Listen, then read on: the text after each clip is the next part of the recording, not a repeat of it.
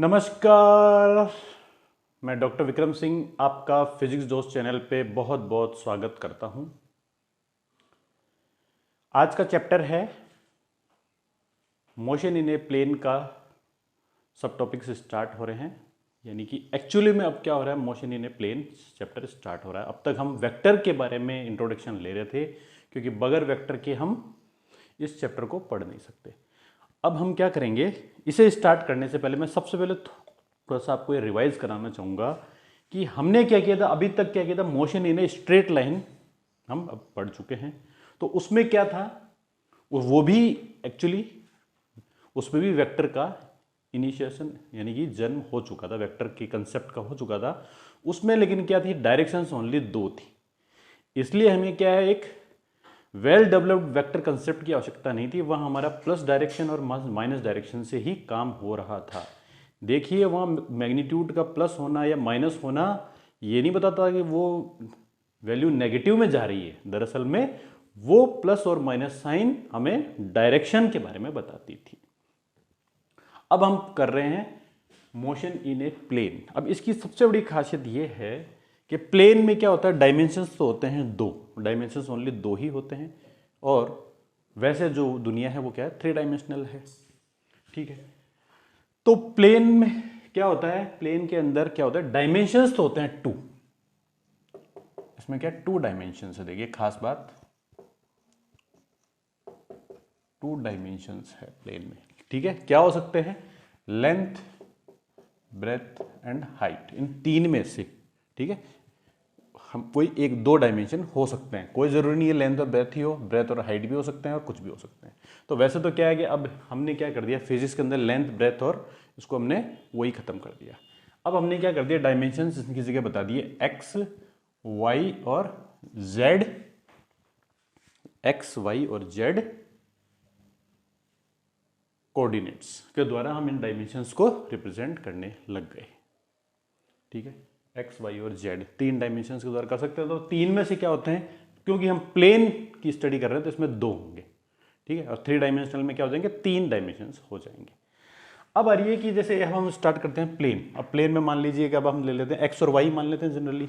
ठीक है, क्योंकि कोई अंतर नहीं पड़ेगा, केवल सिंबल का ही तो अंतर पड़ेगा। ठीक है, 2 डायमेंशंस है। लेकिन अब ये बताइए कि प्लेन में डायरेक्शंस कितनी हो सकती है। Motion in a straight line में तो डायरेक्शंस आ रही थी, ओनली स्ट्रेट लाइन थी तो 2 ही आ रही थी। ठीक है, अब आप कौन से एक्सिस में बात कर रहे हो, अगर वर्टिकल प्ले स्ट्रेट लाइन की बात कर रहे थे तो उसमें अबव और बिलो थी, और इसमें लेफ्ट राइट हो जाती थी, या फिर ईस्ट वेस्ट, इस तरह से 2 ही डायरेक्शन होती थी। यानी कि एक स्ट्रेट लाइन के लिए 2 ही डायरेक्शन थी। अब प्लेन में क्या है कि डायरेक्शंस हो गई कितनी, इनफाइनाइट।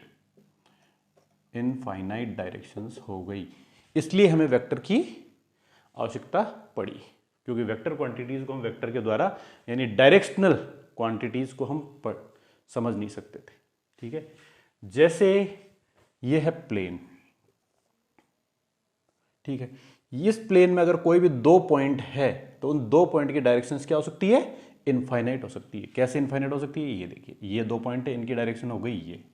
ठीक है, ये 2 पॉइंट है, इनकी डायरेक्शन हो गई ये। यहां तक इसी सेम पॉइंट से क्या हो सकती है, डायरेक्शन कितनी भी हो सकती है। देखो ये देखो ये, ठीक है, ये इस तरह से क्या, इनफाइनाइट नंबर ऑफ डायरेक्शंस हो सकती है। इसलिए अब हमें क्या आवश्यकता पड़ी, वेक्टर की जरूरत पड़ी। ठीक है, ये थी एक्चुअल में explanation, need of vectors.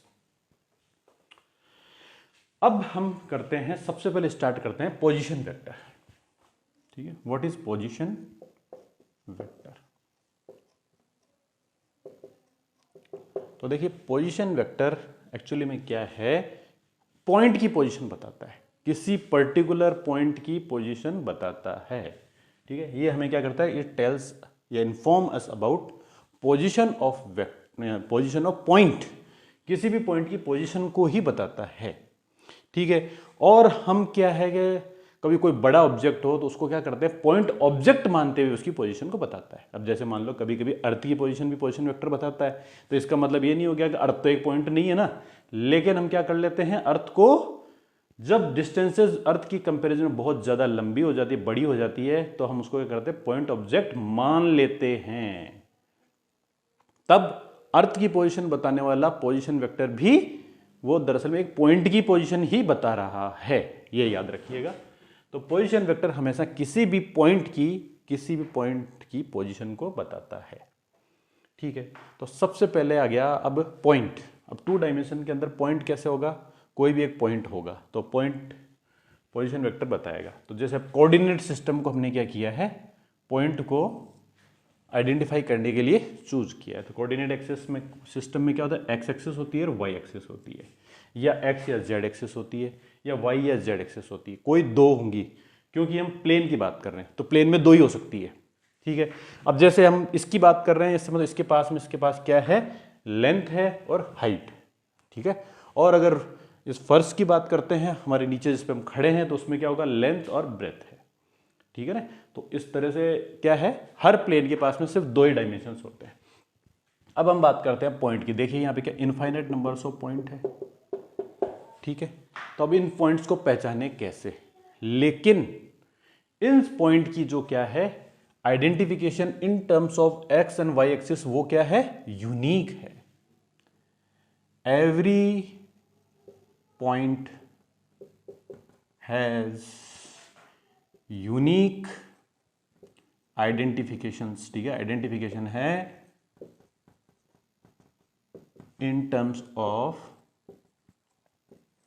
X and y axis measurement, ठीक है। एक्स एक्सिस या वाई एक्सिस मेजरमेंट के रूप में यूनिक क्या है, पोजीशन आइडेंटिफिकेशन है। हर एक पॉइंट की आइडेंटिफिकेशन यूनिक है, वो आइडेंटिफिकेशन किसी दूसरे पॉइंट के पास नहीं है, ठीक है। लेकिन इसके लिए हमें क्या है, एक रेफरेंस पॉइंट की आवश्यकता भी पड़ती है। रेफरेंस पॉइंट बार बार आ रहा है, रेफरेंस पॉइंट की नीड भी होती है। Reference point needs we require reference point.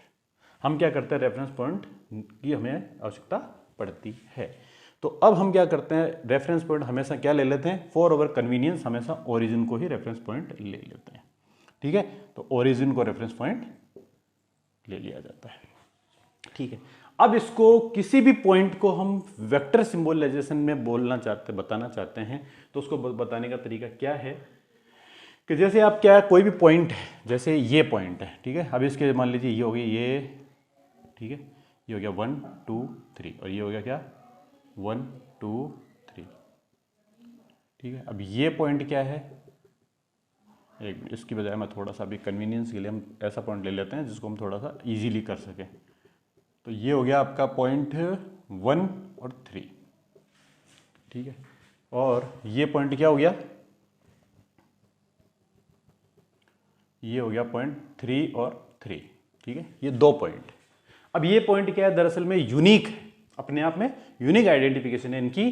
क्या है इसी यूनिक आइडेंटिफिकेशन, वो ये है कि ये पॉइंट ऐसा पॉइंट है जो क्या है, ये जो ओरिजिन से एक्स डायमेंशन में तो क्या है 1 यूनिट दूर है, और वाई डायमेंशन में 3 यूनिट्स डिस्टेंस पर प्रेजेंट है। ये इसकी एक यूनिक आइडेंटिफिकेशन हो गई पॉइंट की, ठीक है। और दूसरा, जैसे ये पॉइंट, ये क्या है, एक्स डायमेंशन क्या नाम एक्सिस से 3 यूनिट डिस्टेंस पर है, और वाई एक्सिस से 3 यूनिट डिस्टेंस पर है। तो देखिए ये यहाँ पे यूनिक आइडेंटिफिकेशन आने लग गई है।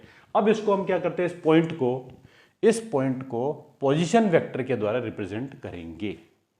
पोजीशन वेक्टर के द्वारा रिप्रेजेंट करेंगे तो कैसे करेंगे, तो किसी भी पॉइंट को पोजीशन वेक्टर में रिप्रेजेंट करने के लिए वी नीड रेफरेंस पॉइंट।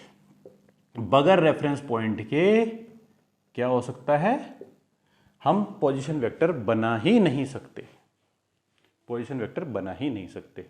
ठीक है। तो अब क्या है, कैलकुलेशंस करने में इजी रहती है, इसलिए हम क्या करते हैं, ओरिजिन को ही रेफरेंस पॉइंट लेते हैं, ठीक है। तो पोजीशन वेक्टर, अब जैसे ओरिजिन को हमने रेफरेंस पॉइंट ले लेते हैं, तो इसकी ये पोजीशन वेक्टर, ये इसका नाम हो गया मान लो पॉइंट ए, ये पॉइंट ए है और ये पॉइंट बी है। तो देखिए आप, vector representation of point A क्या हो जाएगा, vector representation of point A and B R, point A and B R क्या हो जाएगा। अब हम जानते हैं कि हमारे जो ये यूनिट वेक्टर है ना, ये एक्स एक्सिस में जो यूनिट वेक्टर होता है वो हमने वेक्टर्स का पढ़ा है, उसको हम आई से रिप्रेजेंट करते हैं, और वाई एक्सिस के यूनिट वेक्टर को हम क्या करते हैं, जे से रिप्रेजेंट करते हैं। और राइट हैंड वाली क्या होती है, पॉजिटिव आई मानी जाती है, और अबव वाली को, ये क्या नाम, वर्टिकल अबव को क्या मानेंगे हम, जे के द्वारा मानेंगे। और ये इस तरह से अबव यानी इस प्लेन में अबव होगी, उसको हम क्या करेंगे, प्लस के से रिप्रेजेंट करते हैं, ये हम पढ़ चुके हैं। तो अब देखिए आप, vector representation of point A and B R क्या होंगे, दरअसल में ए का तो होगा 1 1 आई प्लस 3 जे, ठीक है, और बी का क्या हो जाएंगे 3 आई प्लस 3 जे, हो गया ये, ठीक है। ये इनके पोजीशन वेक्टर बन गए, ठीक है। और अब जो मैं इनको रिप्रेजेंट करना चाहता हूं वेक्टर का, अगर पिक्चराइजेशन करूंगा, ज्योमेट्रिकल पिक्चराइजेशन होगा, तो वो दरअसल में क्या होगा, यहां से क्या करेंगे, दोनों पॉइंट को मिला दो, मिलाते हुए आप क्या करो, यहां से स्टार्ट करो, ये इस तरह से कर दिया हमने, और ये एरो बना दिया, तो ये दरअसल में क्या है, ओ ए, तो ये क्या हो गया एक्चुअल में ओ ए वेक्टर। तो ये ओ ए वेक्टर जो है ना, अब इसका ज्योमेट्रिकल रिप्रेजेंटेशन क्या होगा, ओ ए वेक्टर, ठीक है। और इसका क्या हो गया, ओ बी वेक्टर, ये हो गया आपका ओ बी वेक्टर, ठीक है। ये पोजीशन वेक्टर है, और जब भी ओ आ जाता है इसका मतलब ये पोजीशन वेक्टर है। ओ का मतलब क्या है, ओरिजिन, ठीक है, ओ का मतलब ओरिजिन है, ठीक, यहां तक क्लियर है। अब इस सबको मैं रब कर देता हूं एक बार, ये सारी चीजें रब कर देता हूं। अभी हमने देख लिया भाई, पॉइंट को, अभी हमने सिर्फ पॉइंट को रिप्रेजेंट किया था इस वेक्टर से, और इसका ज्योमेट्रिकल रिप्रेजेंटेशन ही किया है अभी तक। अब मैं इसका क्या करता हूं, एक्चुअली में वेक्टर एनालिसिस करते हैं हम पोजीशन वेक्टर का, और फिर पोजीशन वेक्टर का अभी ज्योमेट्रिकल एनालिसिस करते हैं। तो इसको रब कर देते हैं।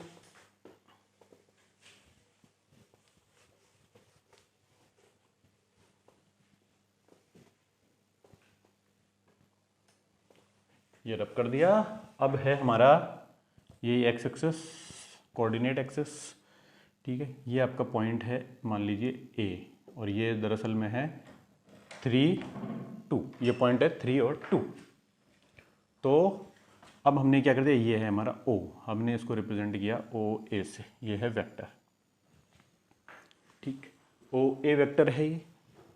अब हमें इसका क्या करना है, एक्चुअली में वेक्टर एनालिसिस करना है। भाई ये वेक्टर, ये पोजीशन वेक्टर बना कैसे, तो देखिए आप, हम क्या कर सकते हैं, इसको ऐसा कह सकते हैं कि ये जैसे ये हमने इसको ये नीचे इनके वो कर दिए, इनके ऊपर परपेंडिकुलर्स ड्रॉ कर दिए इस पॉइंट से, दोनों एक्स एक्सिस और वाई एक्सिस पे।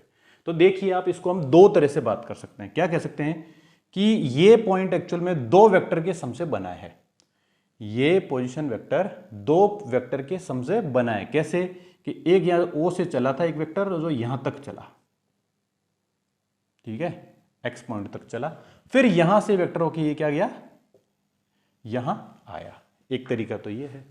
दूसरा तरीका देखिए आप क्या है, ये वेक्टर क्या यहां से चला था, इस y पॉइंट तक आया, और फिर y पॉइंट से आकर के यहां पे आया।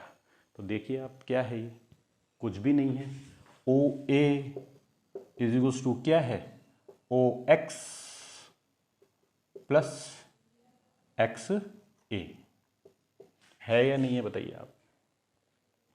ट्राइंगल लॉ ऑफ एडिशन के द्वारा देखिए आप, ये ले, ये बन गया। तो ट्राइंगल लॉ ऑफ एडिशन से ओ ए क्या हो गया, ओ एक्स प्लस एक्स ए है। और अगर हम इस उससे पॉइंट ऑफ व्यू से बात करते हैं तो देखिए ओ ए क्या हो गया, ओ वाई प्लस वाई ए, ठीक है। तो ओ ए वेक्टर जो है पोजीशन वेक्टर है, वो क्या है, दरअसल में एक्स कोऑर्डिनेट के अंदर एक वेक्टर और वाई कोऑर्डिनेट के अंदर वेक्टर का एडिशन ही है। ये है concept geometry vector analysis of position vector. तो इस तरह से हम क्या करते हैं, कोई भी दो पोजीशन वेक्टर को रिप्रेजेंट करते हैं। तो तो ये उसका वेक्टर रिप्रेजेंटेशन हो गया। तो दरअसल में क्या है, पोजीशन वेक्टर कुछ भी नहीं है। पोजीशन वेक्टर क्या है, वो दो वेक्टर जो कि एक्स एक्सिस में वेक्टर और वाई एक्सिस में वेक्टर का एडिशन है। ठीक है, और वेक्टर एडिशन हम क्या जानते हैं कि वो क्या करता है, कम्यूटेटिव लॉ को फॉलो करता है। यानी इस तरह से, अब ध्यान से देखिए आप, ये वेक्टर जो OX है, ये OX दरअसल में क्या है, OX इज YA, ये इसके इक्वल है और ये इसके इक्वल है इन टर्म्स ऑफ मैग्नीट्यूड और इन टर्म्स ऑफ डायरेक्शंस। दोनों क्या है, in terms of magnitude and direction दोनों एक दूसरे के इक्वल है। इस वजह से ये क्या हो गया, यानी कि OX plus XA is equal to OY plus YA होगा है। इसलिए ये दोनों सेम ही चीज को रिप्रेजेंट कर रहे हैं। ठीक है, तो ये हो गया इसका पोजीशन वेक्टर का रिप्रेजेंटेशन। अब आता है डिस्प्लेसमेंट वेक्टर। क्या है, डिस्प्लेसमेंट वेक्टर।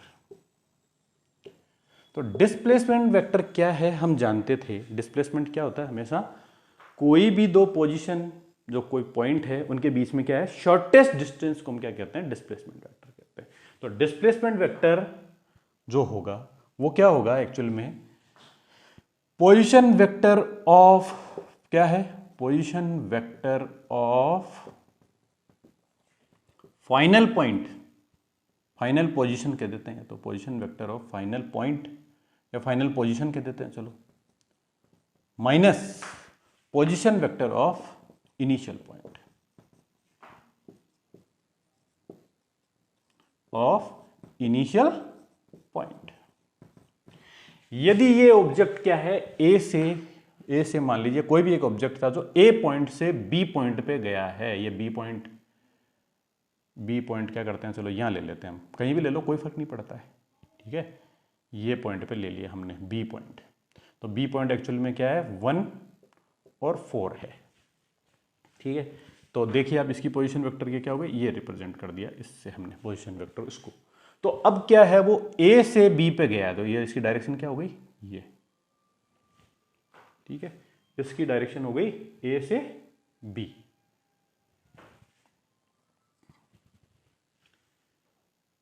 ए से बी है ये, है ना। तो अब क्या है, डिस्प्लेसमेंट वेक्टर क्या होगा एक्चुअल में, position vector of final position. इसकी फाइनल पोजीशन क्या है, बी, वी बी, तो ये क्या हो गया एक्चुअल में, वी, इसे कहेंगे हम फाइनल, एक minute, position vector of V B यानी OB, OB minus, OB vector minus O A vector, ये एक्चुअल में क्या होता है, पोजीशन डिस्प्लेसमेंट वेक्टर होता है। अब हमने क्या है, जब वेक्टर पढ़ा था उसमें पढ़ा था तो हमने ध्यान दिया था कि कभी भी वेक्टर के अंदर क्या होता है, माइनस नहीं किया जाता है। एक्चुअली में क्या होता है, ये होता है ओ बी प्लस माइनस ओ ए, तो ये हो गया एक्चुअल में डिस्प्लेसमेंट वेक्टर, एक डिस्प्लेसमेंट वेक्टर हो गया। तो हमेशा क्या होगा, कभी भी आपको कोई दो पॉइंट का डिस्प्लेसमेंट वेक्टर निकालना है तो उसको क्या करना होगा, position vector of final point plus inverse of position vector of initial point.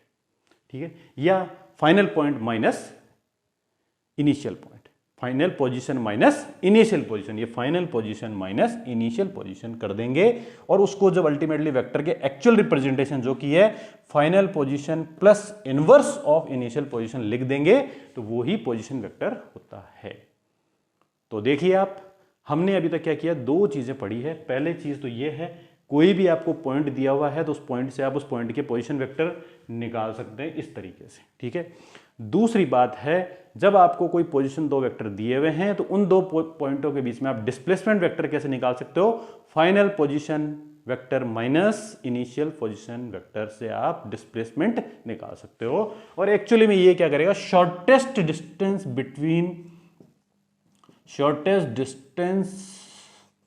Between A and B point represent करेगा, यानी कि ये क्या होगा, डेल्टा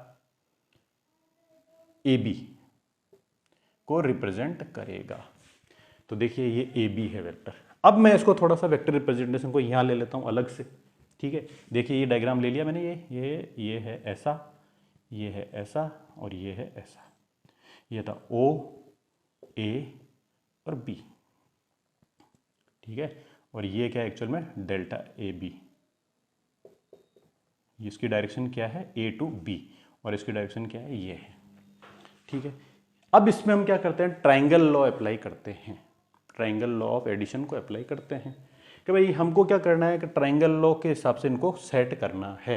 तो यहाँ देखिए कि क्योंकि तीनों की डायरेक्शन क्या हो रही है, एक जैसी हो रही है, तो यहाँ ट्राइंगल लॉ क्या हो रहा है, अप्लाई नहीं हो रहा है।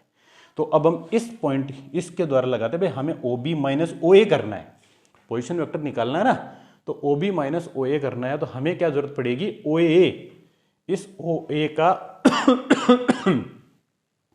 ओ ए को और क्या करना है, इस ए बी को, तो ओ ए का हमें इन्वर्स चाहिए। तो ओ ए का इन्वर्स कैसे आएगा, इसको हम क्या कर देते हैं, ये लो इस तरह से कर दिया, ये ओ ए इन्वर्स हो गया ये, ठीक है, ये लो सा ओ ए इन्वर्स,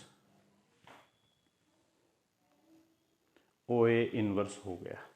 अब हमें क्या करना है, इस ओ ए इन्वर्स को किस में ऐड करना है, ओ बी में, ओ बी में ऐड करना है, ठीक है। ओ ए इनवर्स को हमें क्या करना है, ओ बी में ऐड करना है। तो अब देखिए, अब ट्राइंगल लॉ लगाने का एक रूल होता है। क्या रूल होता है, जब भी हमें ट्राइंगल लॉ लगाना है तो हमें क्या करना पड़ेगा कि ओ बी वेक्टर में हमें क्या करना है, inverse of O A add करना है। तो उसके लिए क्या रूल है, वो दोनों क्या होने चाहिए, जहां पे वो फिनिश होता है वहां से वो स्टार्ट होना चाहिए, जहां पर वो फिनिश होता है वहां उसे वो क्या होना चाहिए, स्टार्ट होना चाहिए। तो देखिए आप इस वेक्टर को हमें कहां लाना पड़ेगा, इसे नीचे लाना पड़ेगा, नीचे लाना पड़ेगा। तो नीचे लाने पे क्या हो गया, ये यहां आया। अब यहां आकर के तो पैरेलल तो डायरेक्शन तो उसकी वही रही, लेकिन अब क्या इसका स्टार्ट यहां से होना चाहिए, तो इसको हमको क्या करना पड़ेगा, थोड़ा आगे बढ़ाना पड़ेगा। तो एक्चुअली में ये देखिए आपका हो गया क्या, ये हो गया माइनस ओ ए, ये माइनस ओ ए को रिप्रेजेंट करेगा, ठीक है। तो अब क्या है, ये तो हो गया O B, plus O plus minus O A को हम करेंगे तो वो क्या होगा, वो यहां से स्टार्ट होता है और इसे इनिशियल पॉइंट को रिप्रेजेंट करेगा। तो ये देखिए ये क्या है, ये एक्चुअल में रिप्रेजेंट कर रहा है किसको, ओ B plus minus O A को, ठीक है, ये रिप्रेजेंट कर रहा है। और पैरेललोग्राम के रिप्रेजेंटेशन हम देखेंगे, ये एक्चुअल में क्या है, इसके इक्वल है। इसका मतलब O B plus inverse of O A represent position displacement vector A B. वो क्या करेगा, ये जो O B plus minus O A है वो क्या कर रहा है, डिस्प्लेसमेंट वेक्टर ए बी को रिप्रेजेंट कर रहा है। ये देखिए पैरेललोग्राम, ये पैरेललोग्राम से हो रहा है,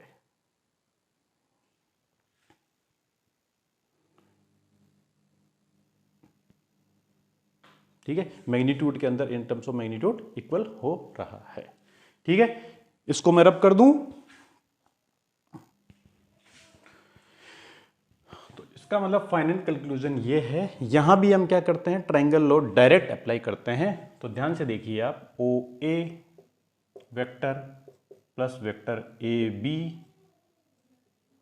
is equal to O B vector, ठीक है। और ए बी वेक्टर की हम बात कर रहे हैं, तो केवल ए बी वेक्टर कैसे निकलेगा, final vector position minus initial position, ठीक है, final position minus initial position. अब हम जानते हैं कि इस ओ बी को हम रिप्रेजेंट कर सकते हैं इस तरह से, क्या कर सकते हैं, x1i या x2i प्लस y2j, ठीक है। और इसको रिप्रेजेंट कर सकते हैं हम x1i प्लस y1j, ठीक है। ये कैप नहीं लगा रहा हूं मैं जल्दी के लिए, फटाफट। तो अब इसको फिर इस हमारी करेंगे हम, सिंप्लीफाई करेंगे, xi minus x1i plus y2j minus y1j, ठीक है। तो ये क्या हो गया, delta x i plus delta y जे। इसका मतलब क्या हो गया, पोजीशन वेक्टर ए बी जो है वो होगा ये, A B is equal to delta x i plus delta y j. इस तरह से हमें एक पोजीशन वेक्टर प्राप्त हो गया है।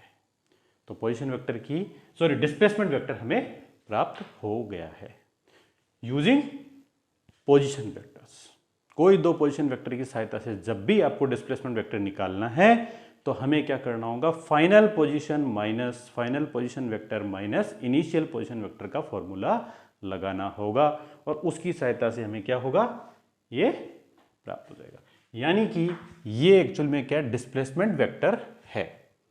ठीक है, तो डिस्प्लेसमेंट वेक्टर क्या हो गया, change in x coordinate i plus change in y coordinate j के द्वारा पोजीशन वेक्टर हमें मिल जाएगा।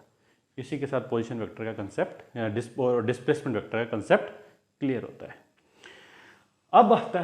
अब हम आते हैं हमारे सेकंड पॉइंट, वो है डिस्प्लेसमेंट हमें मिल गई। अब डिस्प्लेसमेंट इन टर्म्स ऑफ क्या हो रही है, अगर वेलोसिटी टाइम जो चेंज हो रहा है तो क्या हो रहा है, अब हमें किसकी आवश्यकता पड़ेगी, वेलोसिटी वेक्टर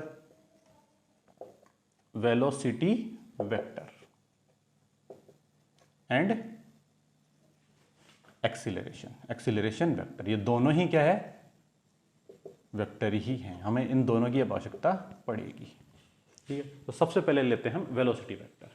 तो अब देखिए आप, एक्चुअली में क्या था, पोजीशन वेक्टर ए बी क्या था, delta x i plus delta y जे था। ठीक है, यही था। तो अब क्या है, हमें चाहिए वेलोसिटी। हम जानते हैं कि वेलोसिटी क्या होती है, rate of change of displacement.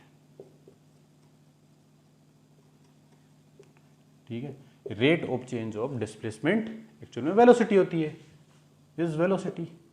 अब वेलोसिटी में भी हमने क्या किया था, दो प्रकार की थी। पहला तो क्या था, एवरेज वेलोसिटी, और दूसरा क्या था, इंस्टेंटेनियस वेलोसिटी।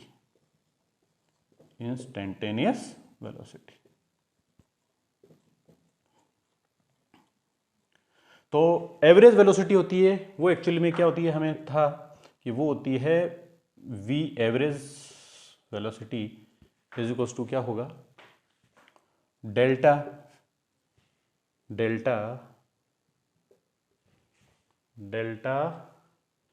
ए या डिस्प्लेसमेंट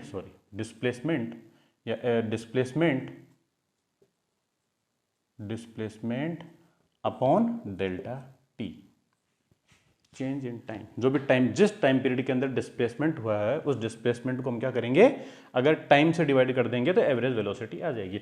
अब डिस्प्लेसमेंट क्या है, ये है A B vector upon delta T. ठीक है, और ए बी वेक्टर एक्चुअल में जो क्या है वो ये है, delta x i plus delta y j upon delta T. ठीक है, इसे हम क्या कर सकते हैं, इंडिविजुअल के ऊपर अप्लाई कर सकते हैं। तो यहां देखिए आप, ये क्या बन जाएगा, अभी इसको थोड़ा सा भूल जाइए एक मिनट, ये बन जाएगा delta x i upon delta T plus delta y upon delta t j. ठीक है, इसको फिर सिंप्लीफाई करेंगे तो वो क्या बन जाएगा, v x i plus we y j. ये हमारी क्या बन गई, एवरेज वेलोसिटी। अब है सेकंड आपका है इंस्टेंटेनियस वेलोसिटी। मैं शॉर्ट फॉर्म में लिख देता हूं थोड़ा सा, है ना। इंस्टेंटेनियस वेलोसिटी जो है उसमें क्या जरूरी है कि हमें इसमें क्या करनी पड़ेगी, डेल्टा टी टाइम के ऊपर क्या लिमिट लगानी होगी, लिमिट अप्लाई करनी होगी कि डेल्टा टी टेंड्स टू 0। तो v इंस्टेंटेनियस देखिए क्या हो गया आपका, v इंस्टेंटेनियस क्या हो गया, एक्चुअल में डिस्प्लेसमेंट जो भी है, स्मॉल डिस्प्लेसमेंट अपॉन टी या dt करना होगा हमें, डिस्प्लेसमेंट अपॉन dt। अब dt या तो dt कर दो या dt नहीं करते हो या डेल्टा t ही रखते हो, तो आपको क्या लिखना होगा, वेयर लिमिट अप्लाई करनी पड़ेगी, limit delta T tends to 0। ये डेल्टा टी टेंड्स टू क्या है, 0 है। तो देखिए अब क्या हो जाएगा, ये ए बी वेक्टर अपॉन, या तो डी टी लिख दो, डी टी लिख देते हैं तो हमें डेल्टा टी टेंड्स टू 0 लिखने की आवश्यकता नहीं है। यही डी टी की इंपॉर्टेंस है। डी टी का मतलब है ही ये कि जो भी डिनोमिनेटर है वो क्या दरअसल में टेंड्स टू 0 है, तभी इंस्टेंटेनियस निकलेगी। तो वो क्या हो जाएगा, ये हो जाएगा ये डी एक्स। अब ये अपने आप ही जैसे ही डेल्टा टी हम इसकी बात करते हैं तो ये क्या हो जाएगा, डेल्टा एक्स डी एक्स में चेंज होगा, d x i upon delta t, और ये क्या हो गया d y upon delta t j. तो इससे क्या निकल जाएगा, v is instantaneous is equals to हो जाएगा v i plus v j. ठीक है, instantaneous velocity i plus instantaneous velocity j का सम, ये हो जाएगी इंस्टेंटेनियस वेलोसिटी। ठीक है, अब इन सबको हम क्या करते हैं, अभी तक यहीं तक लेते हैं, एक्सेलरेशन को एक बार हम स्टॉप कर देते हैं। पहले हम क्या करते हैं, एक एग्जांपल्स के द्वारा इन सबको समझते हैं। तो एग्जांपल ले लूं मैं, इन सभी का एग्जांपल ले लेते हैं।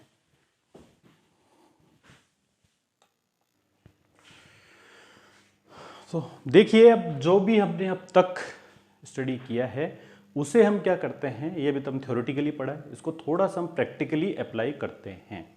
तो देखिए उनको प्रैक्टिकली अप्लाई करते हैं तो कैसे हमें डिस्प्लेसमेंट मिलता है, पोजीशन वेक्टर मिलता है, कैसे हमें डिस्प्लेसमेंट वेक्टर मिलता है और कैसे हमें वेलोसिटी वेक्टर मिलता है, इसको थोड़ा सा हम प्रैक्टिकली करेंगे। प्रैक्टिकली करने के लिए देखिए आप, इसमें क्या है, पॉइंट्स है 2, क्या है, ए पॉइंट है और बी पॉइंट है। ए पॉइंट को हम क्या करेंगे, 1 और 3 से कोऑर्डिनेट सिस्टम रिप्रेजेंट कर रहे हैं तो उसका वेक्टर हमें क्या करना होगा, ए वेक्टर क्या बन जाएगा, आई जे प्लस 1 आई प्लस 3 जे बन गया इसका। और बी पॉइंट का क्या बना, ध्यान से देखिए आप, 3 आई प्लस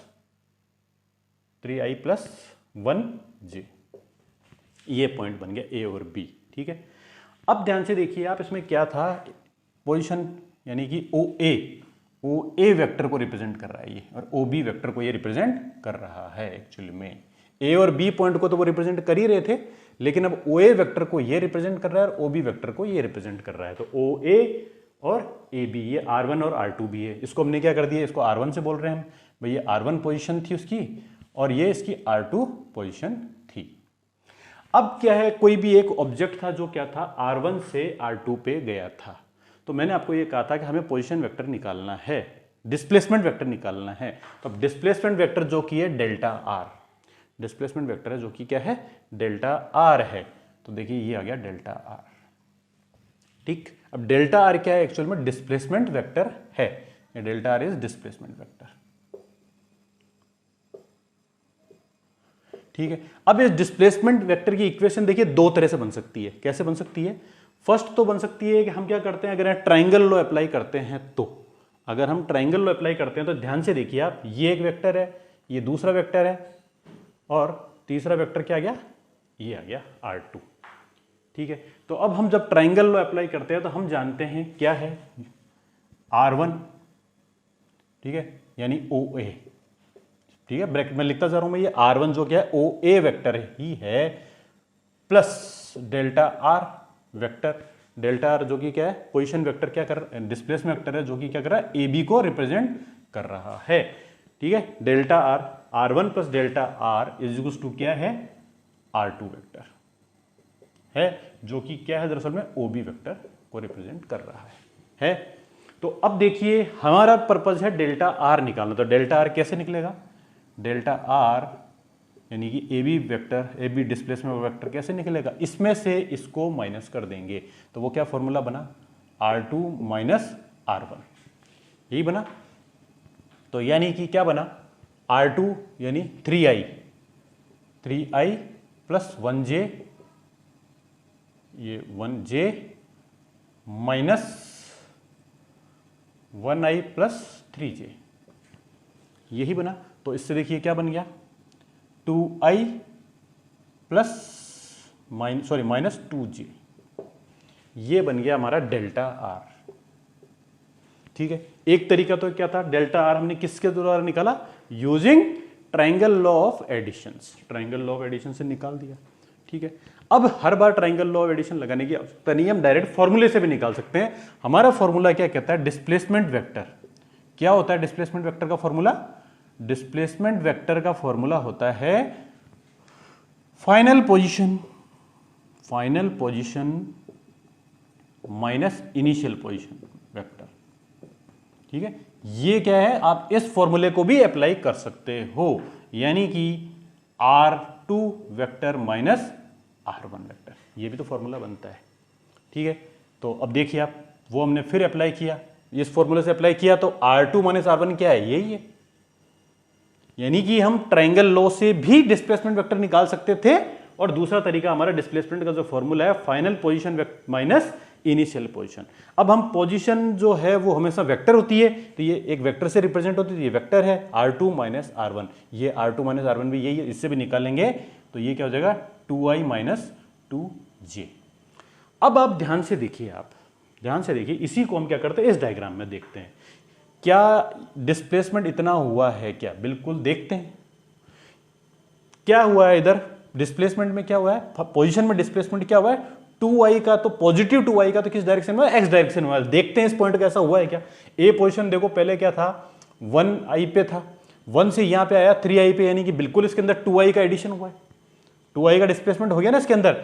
और दूसरा ये है कि भाई 3i जो पहले से इसकी पोजीशन थी वो अब फाइनल पोजीशन पे क्या हो गई है, वो देखिए 1i बन गई, यानी कि उसके अंदर क्या है, 2j का उसके अंदर घटोतरी यानी डिक्रीज हुआ है, बिल्कुल सही हुआ है। पहले वो 3i पोजीशन पे था, उससे वो डिक्रीज होकर के नेगेटिव डायरेक्शन में, उसके अंदर इतना नेगेटिव डिस्प्लेसमेंट होकर के वो क्या हो रहा है, 1i पे पहुंच गया है, यानी कि माइनस 2j का उसमें नेगेटिव डिस्प्लेसमेंट हुआ है। तो ये है आपका डिस्प्लेसमेंट वेक्टर को समझने का तरीका।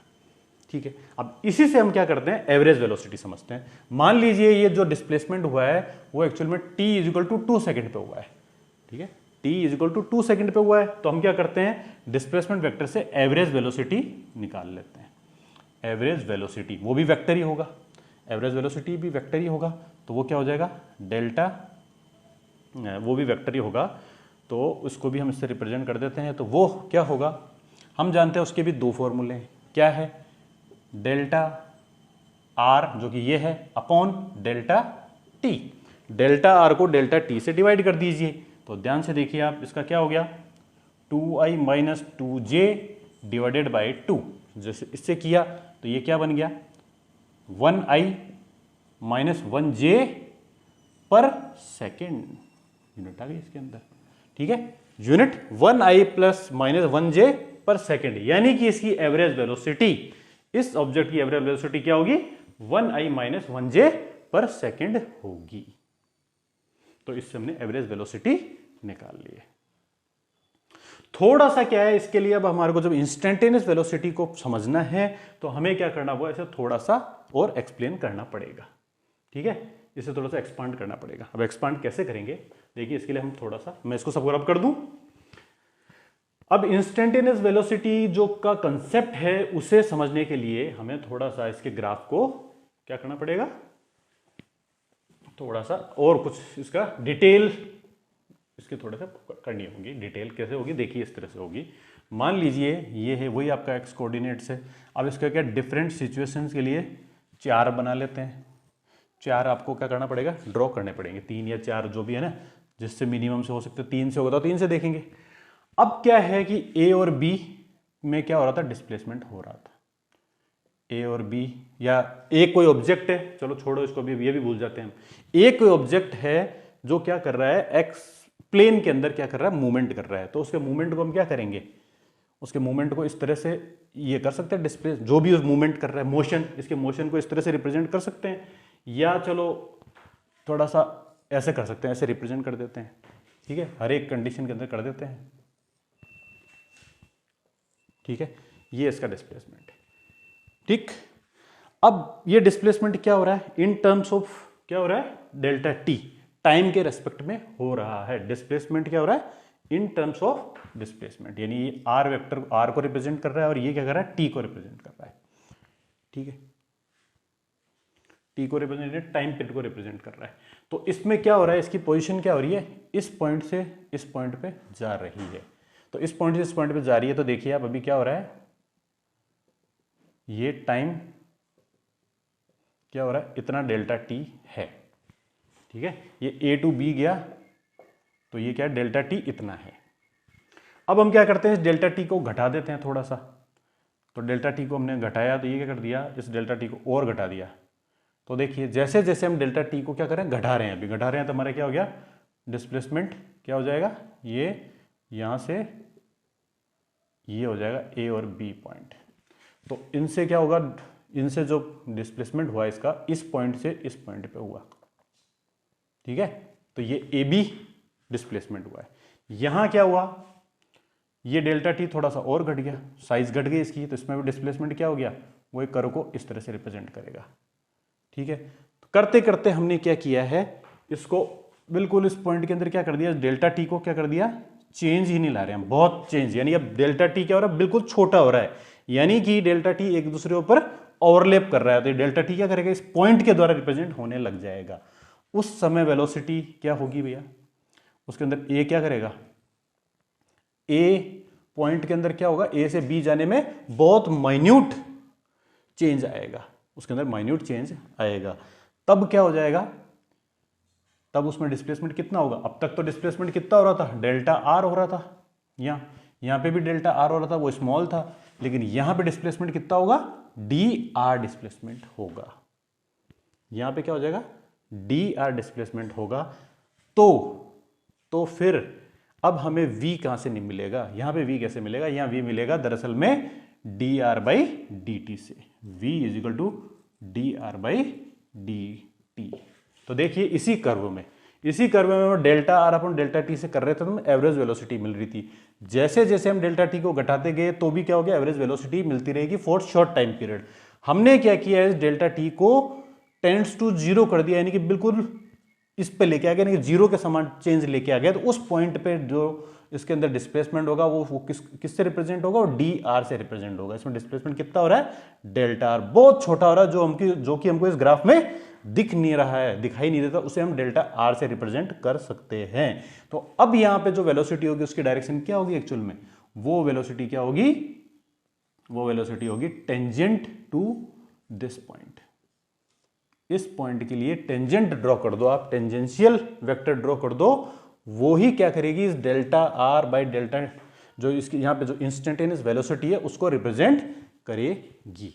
तो यानी कि इंस्टेंटेनियस वेलोसिटी देखिए क्या हो गई, वेलोसिटी एक्चुअल में क्या हो गई, delta R upon delta T, delta R upon delta T. इसमें हमको लिमिट अप्लाई करनी होगी, where delta T tends to zero है। इसका मतलब क्या है, हम जैसे ही लिमिट अप्लाई करते थे तो उसको हम हमारे लिए हमारे एक सिंबलाइजेशन है कि delta R upon delta T से लिख देंगे। तो उससे क्या होगा, हमें इंस्टेंटेनियस वेलोसिटी मिल जाएगी। और instantaneous velocity at particular instant यानी टी टाइम पे, यानी कि v eight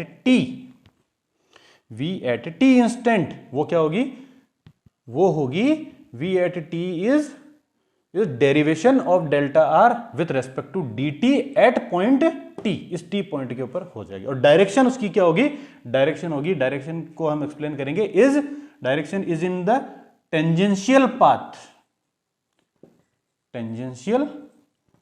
path at point T point के ऊपर क्या करो आप, टेंजेंट ड्रॉ कर दो। तो जो टेंजेंट की डायरेक्शन होगी वो ही क्या होगी, डायरेक्शन ऑफ इंस्टेंटेनियस वेलोसिटी हो जाएगी। तो अब हम क्या कर सकते हैं, इसके द्वारा इंस्टेंटेनियस वेलोसिटी का फॉर्मूला निकाल सकते हैं। तो इंस्टेंटेनियस वेलोसिटी का फॉर्मूला क्या है, वी टी से रिप्रेजेंट कर सकते हैं क्योंकि पर्टिकुलर इंस्टेंट पे है। तो V T is equal to क्या हो गया, D R by D T. ठीक है, तो ये आपका हो गया इंस्टेंटेनियस वेलोसिटी। तो हम इंस्टेंटेनियस वेलोसिटी को इस तरह से रिप्रेजेंट करेंगे। अब हमें क्या होगा, आर क्या होना चाहिए, जब r in the form of in as a function of, जब क्या होगा r as a function of t मिल जाएगा, जब r as a function of t हमें मिल जाएगा, पोजीशन वेक्टर एज ए क्या हो जाएगा, फंक्शन ऑफ टी मिल जाएगा। जैसे कि आर है, R represented by a function that क्या है, मान लीजिए वो है T square plus 2t plus 3, ठीक है। If R position vector is given as in the form of function of T, तो हम क्या कर सकते हैं, इंस्टेंटेनियस वेलोसिटी निकाल सकते हैं। कैसे हम इसे निकालते हैं, वीटी, तो वीटी कैसे निकलेगा, is equal to D are upon D T is equal to D of T square plus 2t plus 3, ठीक है। तो इससे क्या निकला dt। अब इसका हमने डेरिवेशन किया तो वो क्या निकल जाएगा 2t प्लस 2, इसका डेरिवेशन ऐसे होगा, कैसे होगा, टी स्क्वायर का हो गया 2t और 2t का हो गया केवल 2, ठीक है, याद कीजिए रिकॉल करके, और 3 का हो गया 0, तो ये 2t प्लस t हो गया। तो अब हमें क्या करना है, v फॉर एट 2 सेकेंड, अगर हम बात करते हैं इंस्टेंटेनियस वेलोसिटी एट 2 सेकेंड क्या होगा 2t प्लस 2, यानी 2t प्लस 2 लिखता हूं तो मैं 2 इंटू 2 प्लस 2, यानी कि 2 इंटू 2 4 प्लस 2 6 यूनिट पर सेकेंड, ये इसकी क्या है instantaneous velocity at time 2 second हो गई। और v3 क्या हो जाएगा, v3 हो जाएगा 2 into 3 plus 2 is equal to 6 plus 2 यानी 8 यूनिट पर सेकेंड इंस्टेंटेनियस वेलोसिटी हो जाएगी। अब यहां पे क्या हो रहा है, ध्यान से देखिए आप, क्योंकि इंस्टेंटेनियस वेलोसिटी विद टाइम क्या हो रहा है, बढ़ रही है। इसका मतलब ये जो ग्राफ है, ये जो फंक्शन है या ये जो मूवमेंट मोशन है, ये मोशन क्या है, non uniform motion with acceleration है, ये इसका टाइप हो गया। तो ये है दरअसल में इंस्टेंटेनियस वेलोसिटी का concept in terms of vector position, ठीक है। इस तरह से हम कर सकते हैं। हो गया, इन सबको रब कर दूं मैं,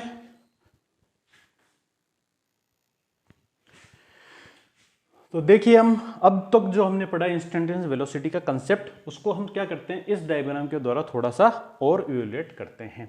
जो क्या है, फिर मैंने एक छोटा सा डायग्राम बनाया है, इसमें देखिए आप, ये है आपका मोशन, ये जो कर्व है ये क्या कर रहा है, किसी एक मोशन को रिप्रेजेंट कर रहा है, जिसमें क्या हो रहा है, पोजिशन चेंज हो रही है किसी भी एक खास वेलोसिटी से।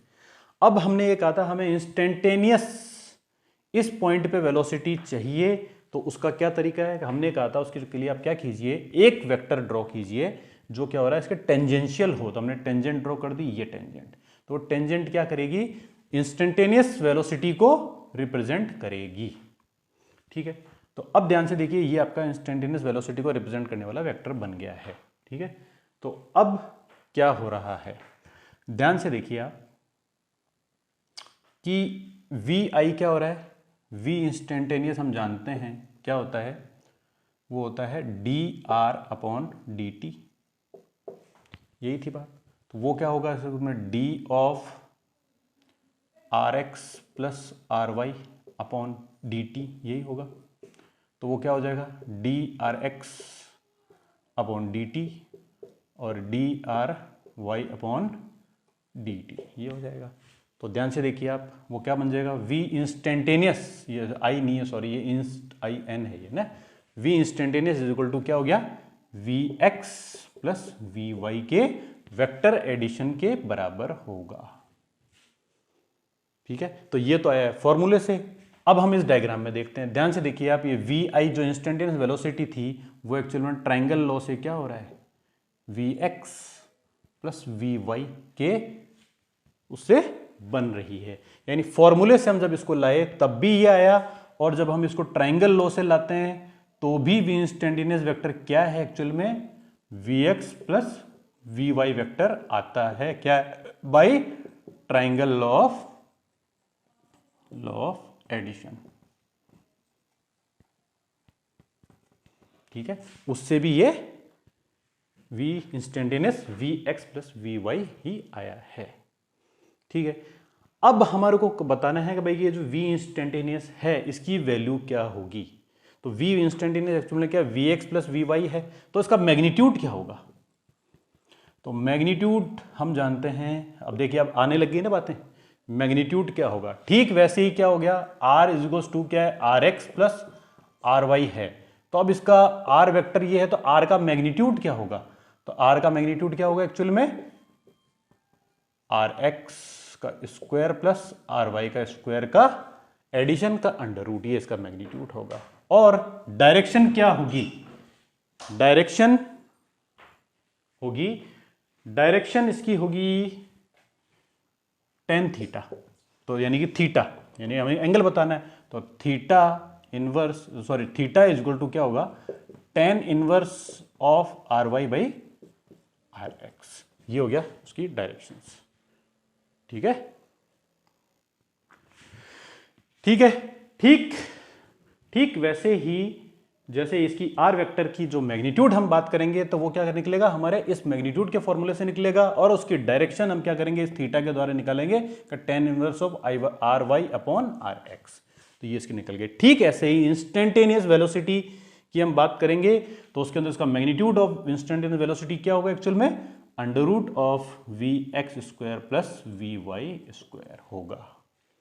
ठीक है, यानी कि अगर आपका वेलोसिटी दी हुई है किसी की इंस्टेंटेनियस वेलोसिटी, अगर मान लो जो हमने जैसे उस किसी भी उसमें निकाली है i प्लस जे है, 1i प्लस 1j है या 2i प्लस 1j है, तो उसका मैग्नीट्यूड क्या हो जाएगा, मैग्नीट्यूड हो जाएगा अंडर रूट ऑफ 2 स्क्वायर यानी 4 प्लस 1 यानी कि अंडर रूट ऑफ 5। ये तो हो गया मैग्नीट्यूड। अब हम बात करते हैं कि उसकी, ये तो हो गया मैग्नीट्यूड, डायरेक्शन क्या होगी, डायरेक्शन होगी theta, theta is equal to क्या होगा tan inverse of vy upon vx। तो ठीक वैसे ही इसका डायरेक्शन की हम बात करेंगे कि इस इंस्टेंटेनियस वेलोसिटी की डायरेक्शन क्या होगी, तो वो होगा theta is equal to tan inverse of vy क्या है 1 है, 1 यानी tan इनवर्स ऑफ 1/2। ठीक है, अब 1/2 किसी पे होता है क्या टेबल में, 1/2 क्या होता है 45 डिग्री पे होता है। तो थीटा इज इक्वल टू क्या हो गया 45 डिग्री हो गया। क्या सही हूं मैं, क्या होता है 0 1/√3 1/2 और √3। ठीक है, √3/2 और इनफाइनाइट, यही हुआ ना, ये टेबल होती है। यानी कि 1/2 tan इनवर्स ऑफ 1/2 होगा, या जो भी आ जाए उससे जो भी ट्रिग्नोमेट्रिक टेबल होती है वही उसकी डायरेक्शन हो जाएगी। ठीक है, ठीक ऐसे ही अब हम बात करते हैं एक्सेलरेशन की। Acceleration in terms of vector representation क्या होगा। तो एक्सेलरेशन को क्या करते हैं हम ए से रिप्रेजेंट करते हैं, तो एवरेज एक्सेलरेशन वो की वही बात आएगी, average acceleration is equals to delta v upon delta T होगा, जिसको हम क्या कह देंगे, जैसे delta V X upon delta T plus delta V Y upon delta T हो जाएगा। और जब हम बात करते हैं किसके, in terms of instantaneous acceleration, instantaneous acceleration क्या हो जाएगा, वो हो जाएगा D V upon D T. तो वो क्या हो जाएगा D V X upon D T plus D V Y upon D T. इसका मतलब वो क्या हो जाएगा A X plus A Y हो गया। और अब हम बात करते हैं इसके मैग्नीट्यूड की, तो मैग्नीट्यूड ऑफ क्या हो जाएगा ए वेक्टर क्या हो जाएगा, वो हो जाएगा under root of A X square plus A Y square. अब डायरेक्शन की बात करते हैं तो वो कोई same, direction of vector A क्या हो जाएगा tan इनवर्स ऑफ vertical component upon horizontal component. हमेशा देखिए जब भी आप डायरेक्शन की बात करोगे तो vertical component upon initial component ही होगा। जैसे वहां पे v Y upon a v x था, यानी r y upon r x था, ठीक वैसे हर बार देखिए हमेशा ऊपर क्या आएगा, vertical component upon initial component से हम उसकी डायरेक्शन निकाल देंगे। तो ठीक ऐसे ही हमारा वेक्टर रिप्रेजेंटेशन हो गया है। ठीक है, इसी के साथ मेरा आपको इसका ये वीडियो यहाँ समाप्त होता है, जहाँ मैं आपको यानी कि position vector, displacement vector, velocity vector and acceleration vector को in terms of vector representation में बताना समझाना था। फिर आपको मुझे उनकी मैग्नीट्यूड बताना था, मैं मैग्नीट्यूड कैसे फाइंड आउट किया जाएगा उनका, और फिर मुझे आपको ये बताना था कि कैसे उनकी डायरेक्शन फाइंड आउट की जाएगी। तो ये सारे इनका सारांश है। ठीक है, इन पर बेस्ड क्वेश्चन कुछ भी नहीं बनता है। ये सब कंसेप्चुअल बातें हैं, इन्हें बार बार एक बार या दो बार ध्यान से सुनिए और अपने कंसेप्ट जनरेट कीजिए। ठीक है, नेक्स्ट पार्ट हम जब जैसे शुरू करेंगे तो एक बार मैं इसका रिकैप लूंगा केवल 5 मिनट का। उसके अंदर जो जो चीजें आएंगी वो आपको याद होनी चाहिए, वो वहां से शुरू करेंगे और फिर आगे के पोर्शन में हम बढ़ेंगे। फिर धीरे धीरे हम क्या करेंगे, कुछ कैलकुलेशन समझेंगे। ठीक है, रेन और साइकिल के जो क्वेश्चन है उनका कंसेप्ट समझेंगे। ठीक है, कैसे उनको अप्लाई किया जाएगा फोर्स में, या कई तरह से जो फिजिकल क्वांटिटीज को वेक्टर में क्या किया जाता है वो समझेंगे, है ना। तो इसी के साथ आज का वीडियो समाप्त होता है।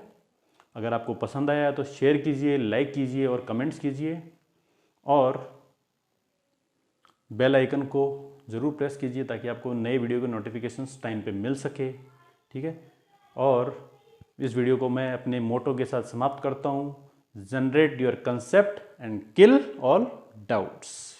याद रखिए इस लाइन को, कंसेप्ट जनरेट करते रहिए और सारे डाउट्स को किल करते रहिए। जय हिंद, जय भारत, धन्यवाद।